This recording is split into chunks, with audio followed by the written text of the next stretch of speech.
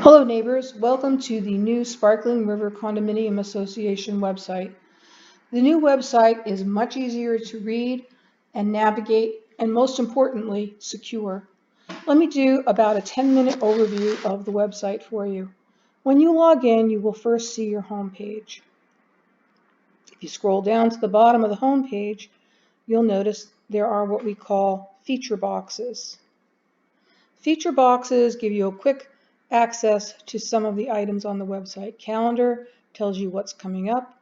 What's new, you could put a number in here and click submit, and maybe you haven't logged in for a day or two and you want to see if there's been anything new in the last couple of days. And you can do this. Like for example, I'll put in the last 2 days, submit. And then it shows you that recently the voting location change was added, and it gives you a link to get there. It also gives you a quick synopsis of recent news, if there's any upcoming events. And there's a survey on here that if you wouldn't mind taking a few minutes just after you've looked at the website, please review it and complete it so we can get your thoughts on that. The only items on this website that are open to the public at large are the home page, the governing documents, and a map of Sparkling River. Every other page on this website needs to have a login and a password in order to access it. You will create your own unique password. On the home page, there is also the declarations, bylaws, and rules. These are for the public at large, realtors, etc. And if you click on one of these documents, it will open it so that you can read it, print it, etc. A few of these documents are broken down into two parts because they were quite large and difficult to load as one large document. The residence menu has a sub-menu underneath it. It's a very powerful and informational menu. First, there's the board. It lists all your board members, pictures if available, and gives you a synopsis of who they are, and some of our committee members as well. Next on the resident menu is agendas and minutes. Again, like on the governing documents, if you click, you'll notice the arrow changes to a finger, and you can click on that and it will open that document. Next is the resident directory. First, you can do printer friendly, which will give you the whole documents of the resident directory, similar to the old directory that I would email you once a quarter. Notice on this resident directory that if someone did not want their email and phone number published, it is not published here either. You can also print that, but you can also say you want to give someone a quick call and you don't know their number. You can search for them.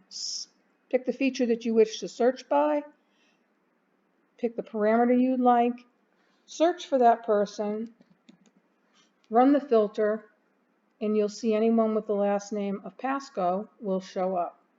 You can then view that person and you can quickly see their phone number and address. Notice that currently my home phone number is just listed. If I go to your profile and I say, gee, I want my cell phone number to also show, I can go to Update Directory Preferences, go down to cell phone, which currently says it's hidden from all, and now I'm going to make it so everyone can see. I will hit save. I will go back to the View Liz Pasco.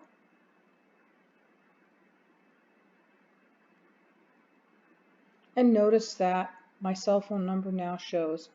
Going back to your profile for a moment, you can also change your username, your password, you can update your profile, and you can view any transactions if you've made any payments, etc. once the treasurer starts using this feature, and if you've registered for any events. The other way that you can find someone on the resident directory is simply view all users. And you'll notice that there are 4 pages of users, and you can just look at someone. If someone did not want their information published, again, let's go to Miss Adams because we saw that she was not published earlier. If I go to View Stephanie Adams, Again, it does not show her information. After residents, the next item is documents. Here, it's much easier to find the items that you need. Each of these has a little plus and a minus sign. If you plus, it opens up all the forms. You can select the form you need, click on it, open it, and print it. You will not be able to fill these forms out online. Information gives you documents such as how does the budget process work? What is your condo fee used for? How do we invest the money from Sparkling River, etc. And you can open these documents and print them, read them, whatever you prefer. New on the website are our financials. We can put these here now because this is a secure site. You can open these. You could even try to modify these documents, but you will not be able to reload them back to the website. They are secure. Next on the resident list is committees. Sometimes a question comes up, well, I know Steve Thompson is the chair of the Finance Committee, but who else is on it? And now you can look at this page and you can see who else is on it. Info about your community is things like, please maintain a 15-mile-an-hour speed limit. What are those resident boxes by the mailboxes used for? Hudson Community Links is useful, tells you things about the library, the trash schedule, where to contact the police, service link, other items of interest.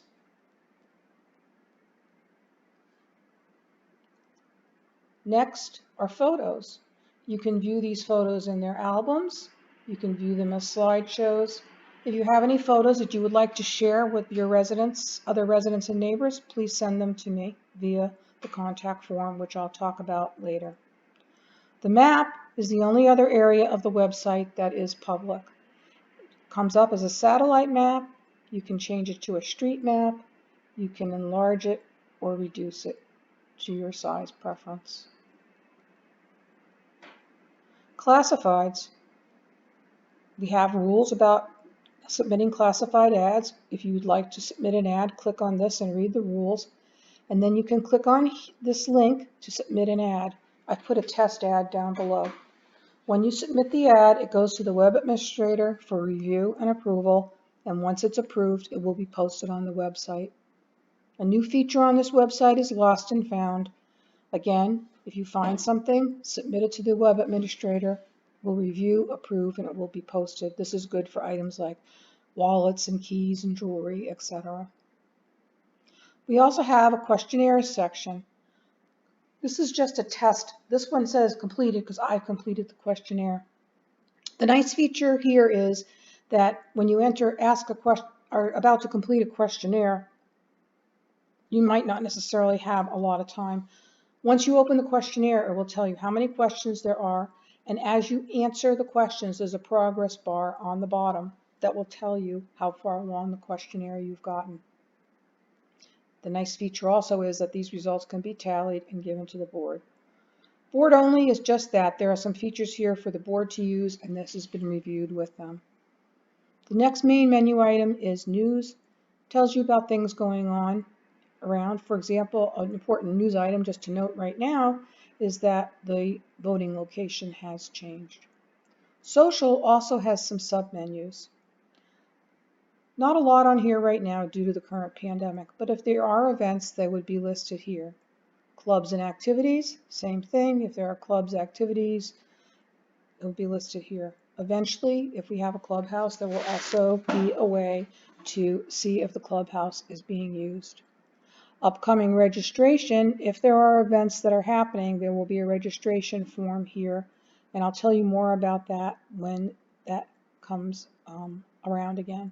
And a fun feature is recipes.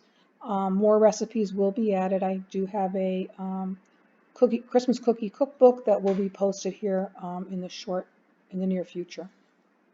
The calendar tells you what events are coming up. You can look at the calendar as a whole. You can scroll from month to month, or you can look by category. If you just want to see what upcoming board meetings there are, select board meetings that will show you. If you want to see what activities are coming up, select activities, none to show, but if there were some, they would be there. Or if you just want to view everything, you can view all. The final and most important feature here is Contact Us. In the future, in the near future, the board would like to use this form as your primary means to contact them. Notice it has a send to and a list of people that you can contact, and it's associated with their email. Likewise, there's a list of subjects. If you don't see your subject here, select Other. It will populate it with your name and your email, and you can then submit your question, and then you can hit I'm not a robot and submit, and it will go to the appropriate person. And finally, there's a search feature. If you want to search for something on the website, for example, perhaps the map, it would bring you to the map and you could look at the map. Search features can be a little picky, so depending upon how precise your search criteria are will determine your results. I suggest that you log out after you are finished looking at the website. And finally, please send me questions, concerns,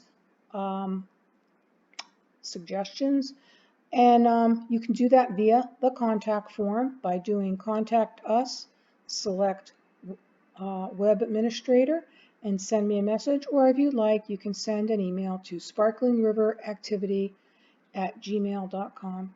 Thank you for your time, and I hope you enjoy the new website.